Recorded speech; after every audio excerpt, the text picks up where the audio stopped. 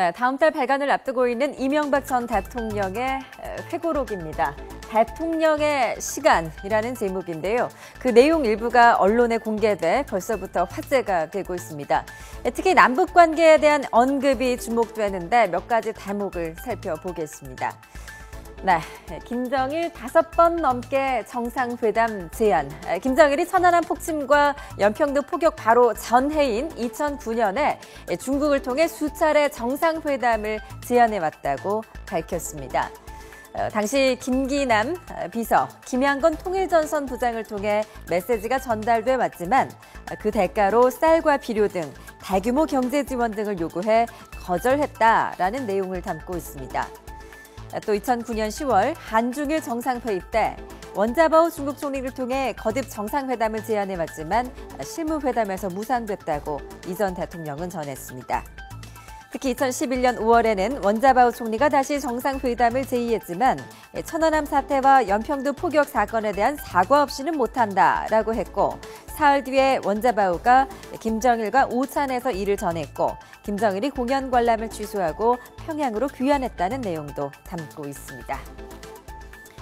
또 2009년 10월 당시 임태희 노동부 장관과 김양건 통일전선 부장 간의 이른바 싱가포르 접촉 뒷얘기도 소개를 하고 있습니다. 두 사람의 비밀 접촉 후에 열린 실무 접촉에서 북한은 임태희 장관이 사인을 했다며 3장짜리 이른바 합의서를 들고 나왔다고 합니다. 쌀 40만 톤, 옥수수 10만 톤, 비료 30만 톤, 그 밖에도 국가개발은행 자본금 100억 달러 이상, 우리 돈으로 10조 원 이상을 제공한다는 내용이었는데요. 그렇지만 임 장관은 김양건이 이대로 가면 죽는다며 그동안 어떤 내용이 논의됐는지 확인만 해달라고 해서 회의록에 사인한 것이고 합의문은 아니라고 일축을 했습니다. 네, 그렇지만 이런 모든 움직임 지난 2010년 3월 북한의 천안함 폭침으로 모두 원점으로 돌아가 버렸습니다. 이명박 전 대통령은 북한 수행임이 밝혀지자 응징 조치를 생각했고 군 수뇌부도 그 몇 배에 해당하는 응징 방법이 있다고 보고를 했다고 합니다. 그러나 증거를 찾는데 50일이라는 시간이 소모됐고 무력 조치를 하기에는 많은 시간이 흘러 포기해야 했다고 적고 있습니다. 천안함 폭침 뒤인 2010년 7월에도 북한은 남북 정상회담 전제 조건으로 사과와 재발 방지 약속을 받으려면 쌀 50만 톤을 달라고 요구해오기도 했다고 밝혔습니다. 네, 이 전 대통령은 천안함 폭침 직후인 2010년 5월 후진타오 중국 국가주석을 만났습니다. 당시 정상회담 의제가 아닌데 먼저 후진타오가 천안함을 거론하면서 주의를 표해 놀라기도 했다고 전했는데요. 그러나 후진타오는 천안함 사태는 한중 문제가 아니라며 한 발 뺐고 이 전 대통령이 이 문제로 한중이 서로 얼굴 붉힐 일 없기를 바란다면서 강한 어조로 말하자 후진타오가 당황을 했다는 일화도 소개하고 있습니다. 이 밖에도 이명박 전 대통령은 자원 외교에 문제를 제기하는 것은 우물에서 숭늉을 찾는 격이라며 정면 반박을 하는가 하면 의욕적으로 추진했던 4대강 사업에 대한 비판 역시 선동성 주장이라고 일축하면서 이런 주장을 펴고 있습니다.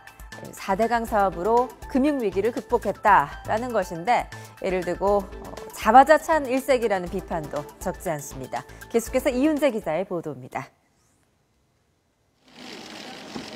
지난해 말 이명박 전 대통령은 송년회에 참석하며 자원외교 국정조사에 대해 부정적인 입장을 짧게 밝혔습니다. 증인을 채택되면 나오실 의향이 있으시다고 보나요? 구름 같은 이야기 하는 거 아니에요, 지금? 이 전 대통령은 회고록을 통해 더 적극적으로 반박에 나섰습니다.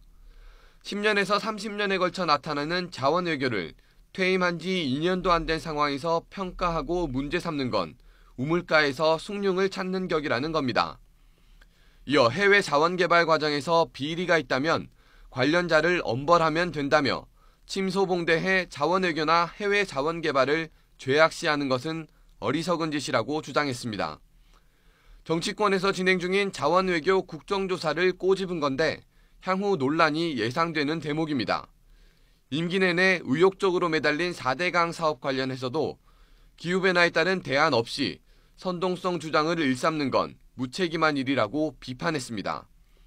박근혜 대통령과 부시 미국 전 대통령에 대한 생각과 일화도 회고록에 썼습니다.